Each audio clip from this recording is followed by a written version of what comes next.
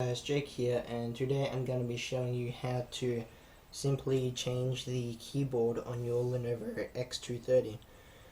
Just a note, this may void your warranty, so you just might want to check up on that, or ask your local Lenovo supplier. Okay, so to do this is rather simple.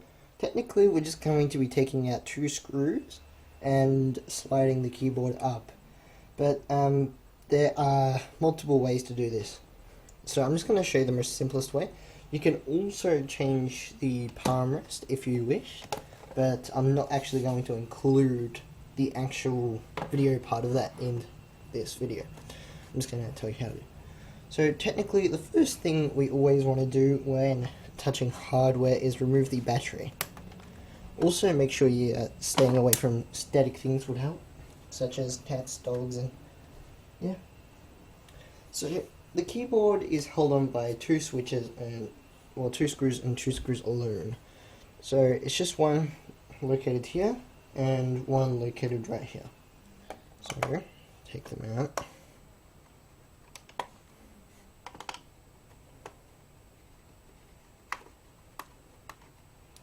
Okay. So if I flip this over, take them out. Okay, so now that we have removed the 2 screws from the bottom of the computer, we should be able to simply slide the keyboard out of its slot. To undo the palm rest as well as the keyboard, you need to do these 2 screws as well as this one, this one, this one, this one, and this one. Okay, so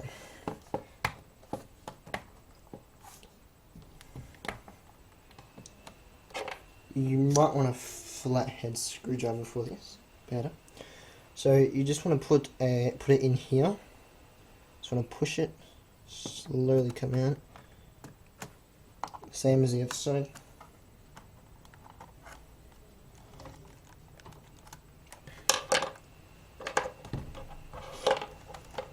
Technically you just gotta lift this part up, pull it out. Simple as that. The keyboard's actually the keyboard cables are just a clip-on, so it just clips off. Easy. So basically here is the inside of the computer. I wouldn't really touch anything, to be honest, unless of course you're cleaning out the CPU fan.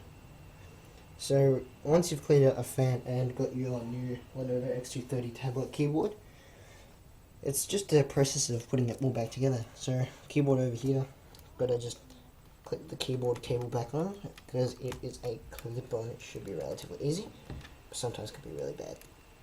So if I line that up correctly, there we go, clipped on, easy. So you just want to slide keyboard into its locking position, push it down, not much force. Now, in the event that it doesn't lock in, like it just did to me, all you gotta do is take it out. Make sure you've got nothing in the cracking positions, as that can sometimes be a result. Put it back on. Gotta clip the cable back on. Did that right, didn't I? Yeah. Okay. Technically the keyboard should be locking back in.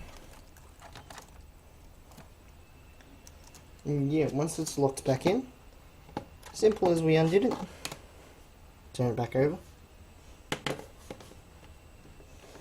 and just gotta put 2 screws back in. So if I get the 2 screws,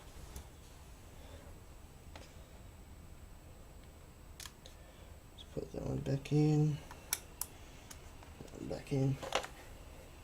Switch back to the Phillips screwdriver. You simply just want to do it up.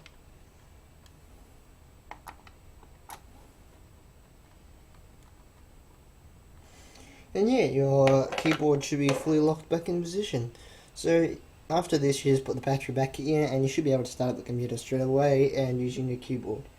If you have any questions or need to know more, just leave some comments in the comment box and I'll get to you right away. So thank you for watching this video. Hope you have a good day and see ya.